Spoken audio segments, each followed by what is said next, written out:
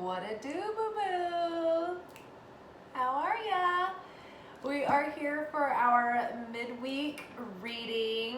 I just finished recording our 2023 predictions for the year.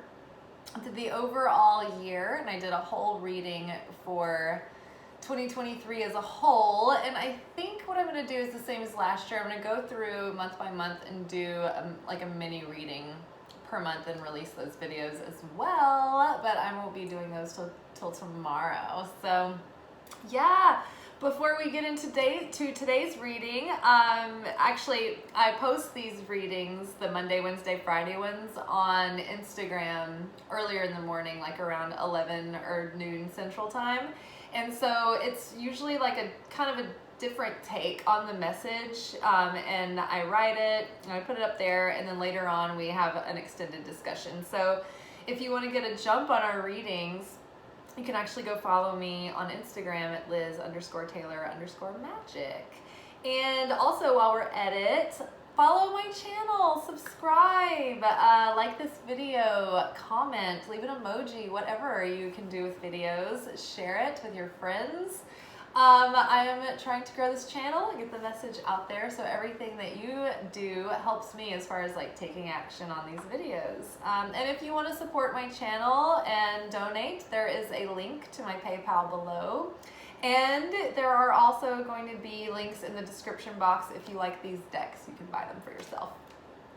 All right, so with no further ado, let's get into the message for today. So we've got a lot of cards today. This is like a full-on spread. It's usually not this big, but a lot of cards came out and they needed to talk, and it does give a very complete message. So from the Vintage Wisdom Oracle, our first cards that came out really told a story. It was hope, followed by trust, followed by listening, and then finished with grace. And so immediately I just started writing before I pulled any tarot cards, and the message was very clear. It's like, okay, look, as we're going into this new year, this whole week has been really asking us to dive deep into those themes that we've already been working with and we've been healing, and just allow some of the final pieces to come forward. It was like there was still this lingering venom and toxicity in our system that's been purging, the last few days.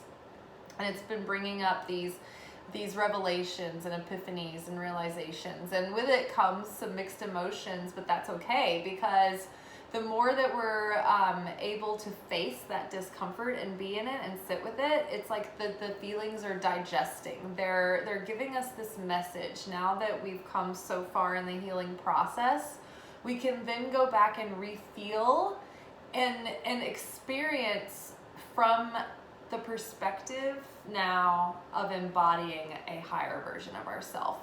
We're no longer in the process trying to have this perspective. We now have the perspective. So now we're being given a chance to grieve these things and witness them as a more healed, self-realized version of ourselves, right? To give our former self the support of our higher self that we couldn't connect to then.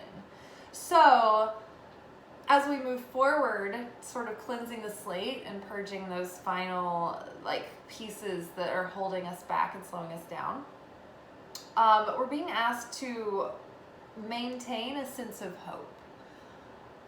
Our hearts need to hope, or else we fall into despair. We need to hope that things can be better. But we need more than hope, really. It's like we're learning to develop certainty. And that is certainty, that's that kind of confidence and faith beyond reason, beyond hope, Hope still has some training wheels. Hope is still like, well, I'm not being the beingness of what I want to be. I'm hoping that I can get there. It's still future projecting a little bit. But it's still something that's necessary. It's still helpful. So we need to hope, and we need to stoke hope within ourselves, and we need to keep that alive, or else we won't feel like there's any point. We'll resign ourselves to apathy. So we need to hope that what we've been calling in, what we've been praying for, is a reality for us. We need to keep the hope alive that it is a done deal, that it is ours, that it is on the way. We need to keep the hope alive that that desire would not have been put within us if there wasn't something that was that or something better that was going to manifest for us. And we needed to have that seed planted so that we would have something to set our intention on, something to aim for, something to desire. A manifestation can't be birthed without desire. It all starts with desire. Desire is what prods the process of bringing the inspiration in to begin with. So it's the first step. So hope. We need to hope, keep hope alive so that we can really cultivate desire, because we feel like there's a reason to hope to desire. Desire puts us in a vulnerable state if we have no hope, because we feel like we're setting ourselves up for disappointment, and we feel like we're defending ourselves from an inevitable disappointment, right? So hope requires vulnerability, and hope it sets a space for desire to be able to thrive in. Because if there is no hope, then that really kills desire, doesn't it? I mean, you just don't feel very turned on for life. You don't feel, if there's no point, it's like you don't have any motivation or inspiration for anything. It's like you've resigned yourself. That's what depression is. That's what makes it so awful, that you're just numb to the joy or the fulfillment of life. You're in separation of God's love at that point, because God, the light, is fulfillment. It's the ultimate fulfillment and satisfaction. So if you're separated from the feeling of satisfaction, then you're separated from the light in that moment. So we need to keep hope alive. We need to keep the desire stoked. And we need to trust that if we keep our faith alive, and we tune in and we listen to the voice of our superconsciousness, our higher self, our spirit self within us, that's guiding us and leading us. Like the soul guides us and leads us, but the soul has assignments. The soul has a mission.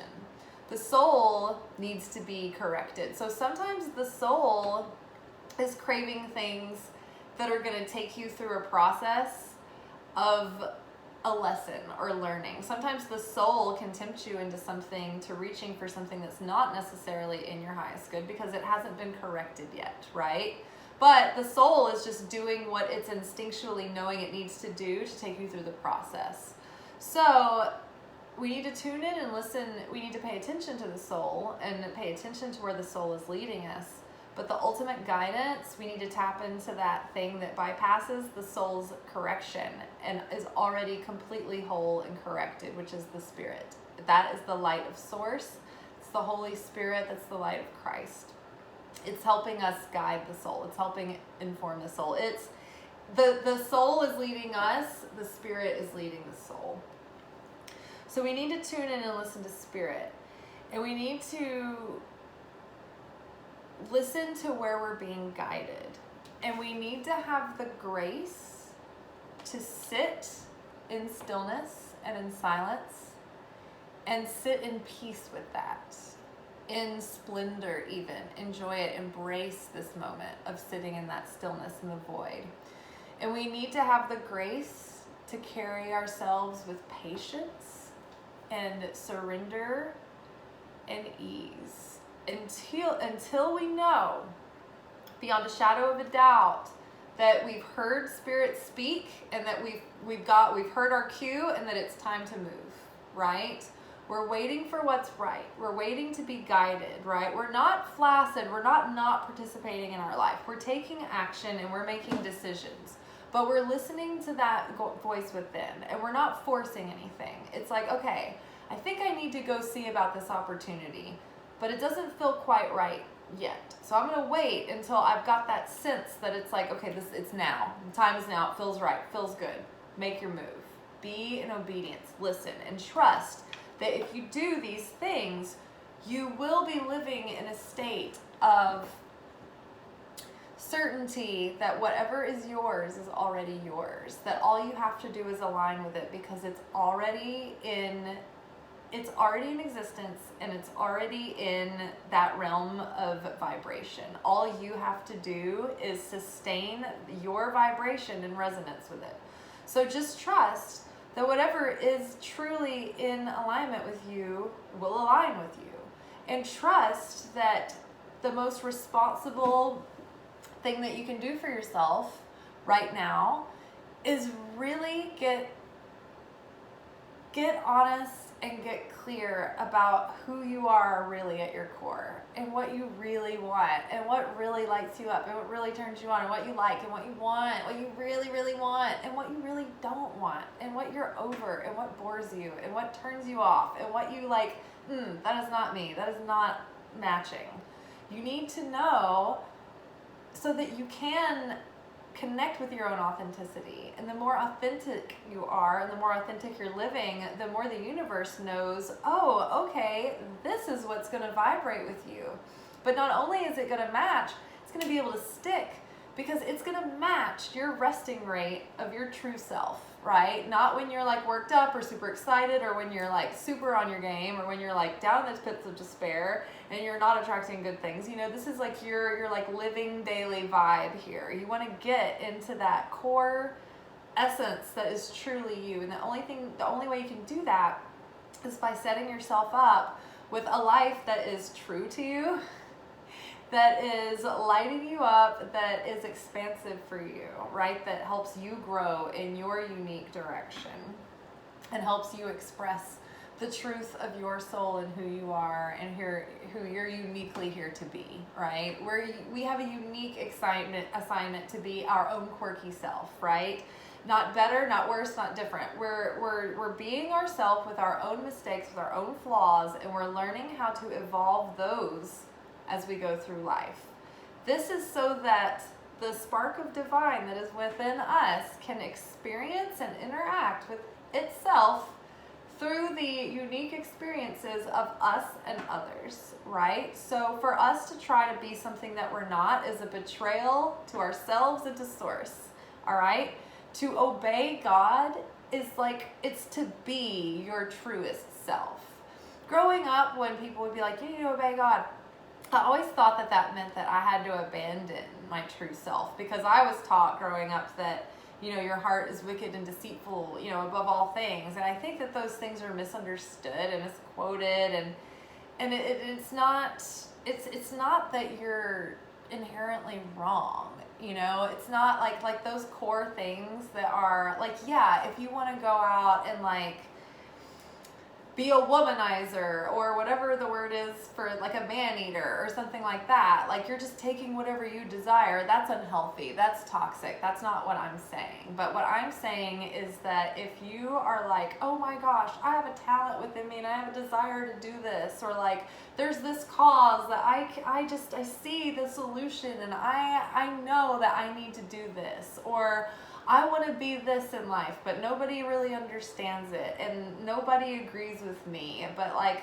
it's just because they don't understand it where I'm come from, but I need to step out and be my own person, or my beliefs are not exactly the way my parents believed and because of that it's causing tension, but I need to go out and be my own person. You see what I'm saying? Like you're breaking free, you're being your truest self, right?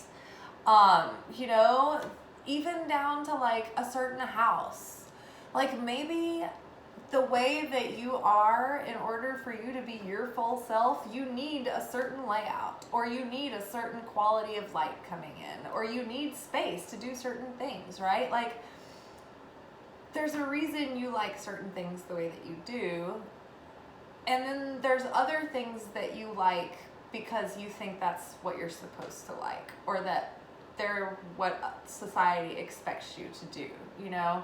So you need to do what's true for you and stop worrying about everyone else because they're not living your life. So following that story, as we're moving into this new season of life, the new season, and we're writing our new story, and we're being our new selves going into this new year, we have Seven of Wands come up. And like, I'm totally obsessed with this card. He is like the cutest hottie. I've never been so attracted to cartoons as I am in the art in this deck, these people. He's like this carnival strongman. And I love this story. It's like he's trying to be this strong man. And he's trying to break free from these bars, from these constraints, from the things that have held him back, right? And so the tattoos that he wears, they're the things in his life that have shaped him, that have affected him, that have become part of his character, right? For better and for worse. And so these are, not only are they his character strengths, but they're also his shadow side, his limiting beliefs, his preconceived notions, the projections that others have placed on him, his feelings like he has to live up to some sort of, expectation or standard that has been placed on him by another, right? So this can be, again, gender is not, it doesn't really matter. I mean, it can if it's significant to you, but like I can be this strong man. Like this can be me, or it can also simultaneously represent a man, like another character in my life too. And I think that is the case in this situation, but I will go into the subplot next. So this Seven of Wands man is breaking out of the things that have been binding him.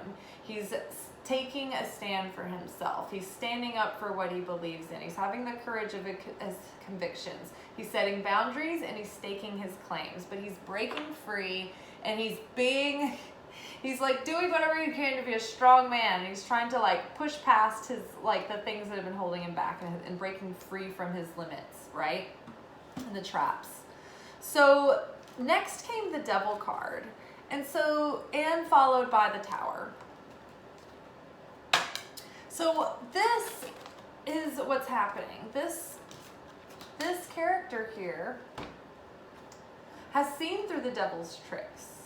He's seen how the ego has held him back. He's seen how his opponent has made him second guess himself or has kept him from living his own authentic life.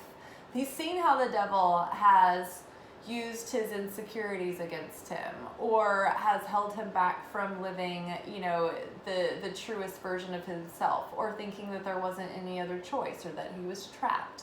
He's seeing through all these illusions and lies. And he's also seeing not only how his own ego has plagued on him, but how the Devil has been pulling strings all along and also puppeteering the people around him that aren't fully conscious of themselves and have been used as pawns to say just the right thing, to tempt you in just the right way, to challenge you, to put you down, to do whatever.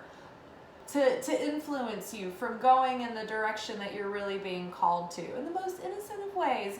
Oh, I'm just looking out for you, just trying to protect you. I'm just looking out for your best interests. Many times is the Devil in disguise as the people that you love. You're seeing through it. All of these false senses of security, all of these illusions, all of these props that you've held, all of these beliefs up on are all crashing down around you, and you're still trying to hold on and you're still trying to keep them up. Oh no, I've worked so hard to prop up this illusion for myself, but we're being disillusioned, and it's been jolting and it's been uncomfortable and it's been liberating, and we're getting through it and the dust is settling. And I think we're coming to the other side of it, but it's just like after the demolition, there was like one more blast, right? As we're finishing up this winter and we're moving towards the energetic beginning of this year, which is spring. So last call for purging. Last call to purge toxic influences from your life. Great. So overcoming the Devil in his life, overcoming the Devil in your own life. Maybe there's someone trying to come into your life who's also trying to be a strong person for you, and they're trying to overcome their insecurities, and they're trying to overcome all the things that have been holding them back, and they're trying to let go of something that's been holding on to them and trying to be a strong person for you, but they're just not quite there yet. They're still in the process. But this, the veil has been pierced. The towers are crashing. The walls are crumbling. It's all coming down. Underneath this, we got 5 of Cups and 6 of Cups. It's like the 6 of Cups is reflecting on the past. And in a way, it can be, we have to make sure that we're not remembering things worse than they were or better than we were. And it's like we're kind of nostalgic and we're looking back on, like, as these things come forward, these revelations, the 5 of Cups is like these memories coming back, rushing forward, reminding us all of those disappointments, all the things that didn't work out, all the heartbreaks, all of the, the betrayals or the almost or the not quites, all of that sadness from the past. It's like we're kind of looking at it. But the Page of Wands is asking us to look at it and take the wisdom that we have gained from this and put it to good use. Put it into changing and transforming ourselves. Take all of that regret and fear and sadness.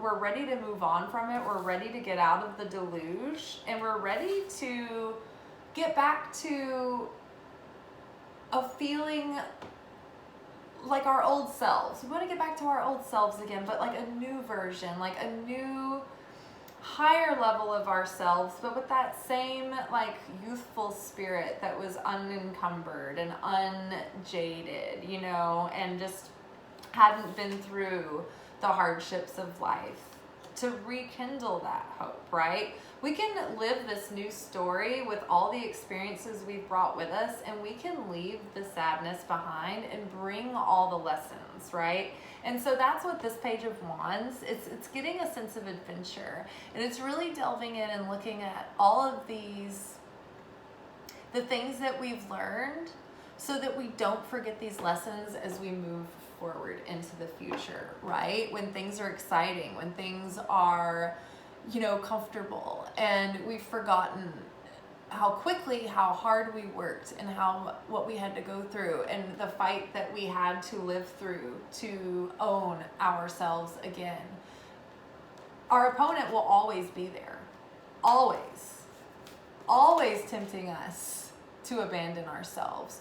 So when we move forward, we have to be able to trust ourselves that we will hold on to everything that we've learned, to all the wisdom, to all the self-worth, to all the self-love, and we're not going to let it go. And we're going to be true to ourselves. And when we know that we can be, and we can remember and solidify these lessons as we're moving forward, then we're safe. Because it's like in the 2023 predictions workshop we just talked about, it's about learning how to trust yourself by being able to hold on to your own boundaries, being able to not abandon yourself to please others, right? To be able to like stand on your own 2 feet and break rapport if you need to. It's about being liberated from the thing, knowing that the fulfillment of the thing is the light, and the light is always with you. And if this thing doesn't work out and it's trying to ask you to betray yourself or sell your soul, then you are liberated, because you know that the fulfillment that this thing used to bring you is the light, and the light will reveal itself through something that is authentic to you again. It will come, and you just have to be willing to make the change and set yourself up in the process to make that change, right? You don't have to burn bridges and do things like in a self-destructive way. You can do things in a gradual process, but you don't have to be trapped in something. You have you're liberated. You can walk away because you know that the light can deliver the same fulfillment in another vessel. Vessels are interchangeable. It's always the light that brings the vessel to life in the first place. All right, you guys, I'm pretty tired. Our 2023 predictions video was like an hour and a half.